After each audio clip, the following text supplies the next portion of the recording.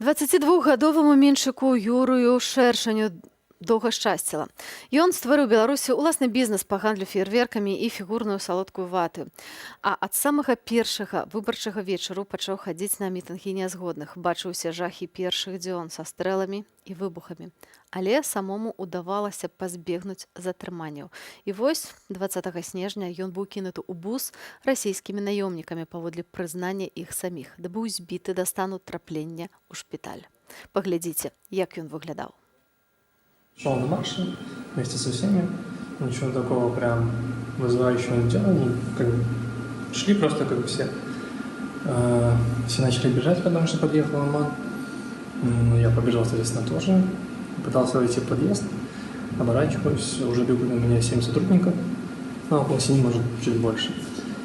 То есть начинают сдерживать. Убежать не получилось, меня повалили на землю. Точнее, я упал. Положил руки за голову. Подлетели два сотрудника, меня взяли под руки. Один ударил мне в левый глаз сразу. Ну, то есть просто так, я никакого сопротивления не оказывал. Дальше завели в бус, застегнули руки стяжкой сзади. И один держал голову, двое начали избивать. То есть тоже просто так, видимо, не захотелось. Не понравилось, что я их отбегал. Потом взяли флаг, его нашли в кармане. Начали душить флагом. Им потом это надоело, видимо, и флаг они завязали мне в косынку и снова начали бить. То есть сбивали, не знаю сколько по времени, может минуты 4.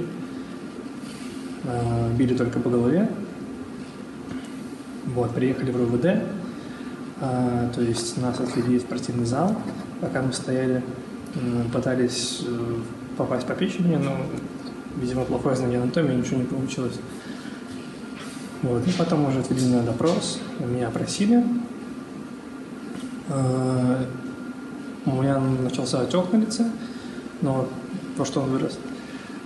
После этого вызвали скорую и уже забрали в больницу. Спадар Юрый Шэршань зараз знаходзіцца са мной у студыі.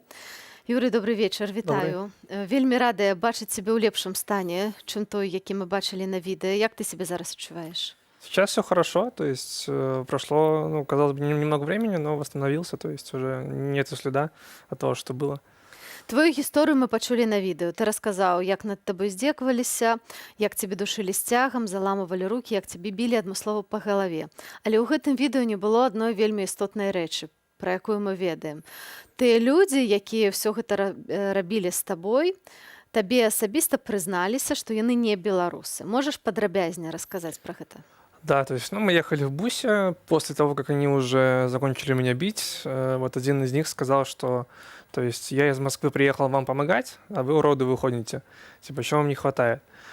Вот. И когда мы приехали в РОВД, тоже мы выходили, и, по-моему, это он же был, судя по голосу, тоже сказал, что молитесь, чтобы вас брал... когда мы здесь будем официально, молитесь, чтобы вас брал белорусский ОМОН, а не мы, потому что мы вас поубиваем просто.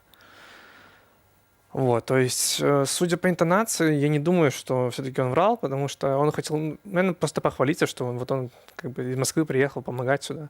То есть, все себя чувствуют каким-то героем, наверное, что он помогает. Вот.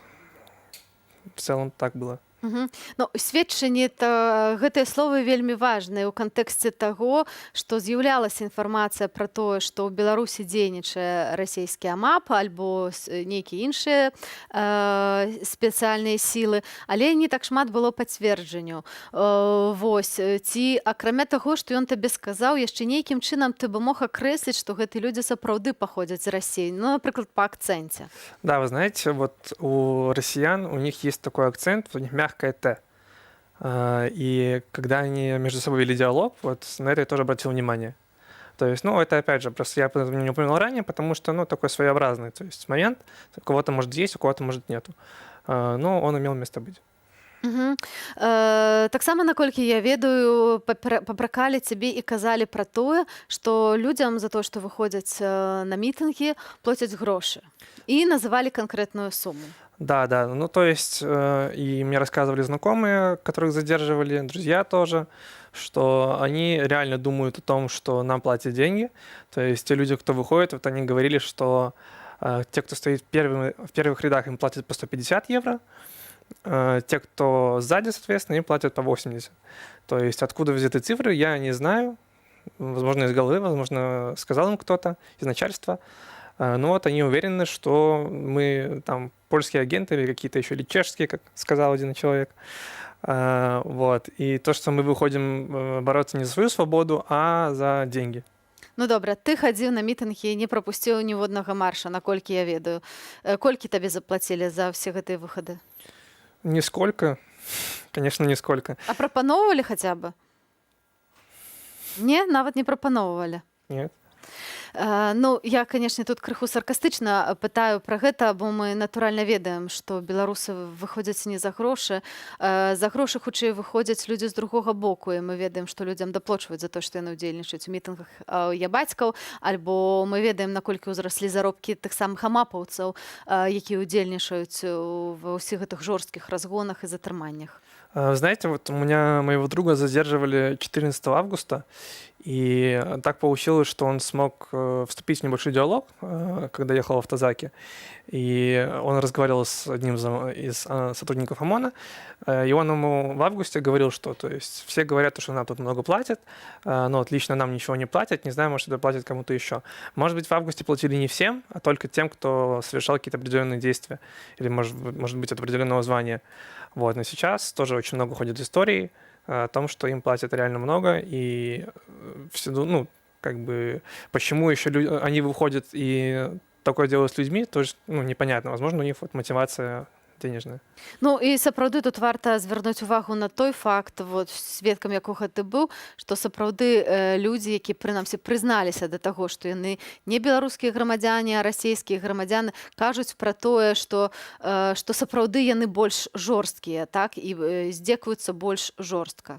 Я думаю, это потому, что они, ну, по сути, свои наемники, и официально их тут нет, и найти их потом будет очень сложно, и они это прекрасно понимают, они очень хорошо чувствуют свою безнаказанность, так же, как и белорусские сотрудники, и очень активно этим пользуются. То есть они понимают, что ничего не будет, они могут человека убить, избить, что угодно с ним сделать, им ничего не будет.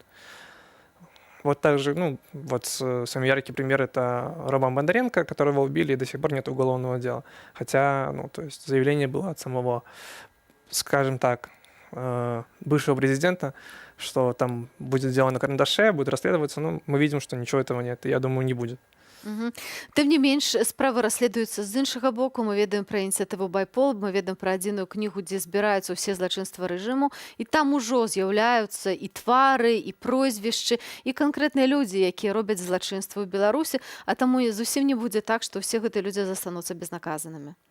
Безусловно, конечно, те, кто работают именно у нас, в Беларуси, то есть белорусские сотрудники, их 100% всех найдут, если они не успеют куда-то уехать.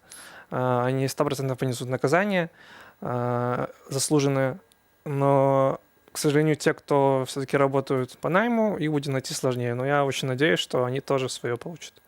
Дзякуй табе вялікі за размову, жадаю добрага здароўя, вярнуцца да здароўя, ну і распачаць жыццё наноў, так, бо зараз ты знаходзішся ў Варшаве і мусіш пачаць усё занава, але мы спадзяёмся, што зможаш таксама і вярнуцца ў Беларусь у хуткай будучыні. З намі ў студыі быў Юрый Шэршань, пацярпелы ад сілавікоў, з якім мы з вамі паразмаўлялі.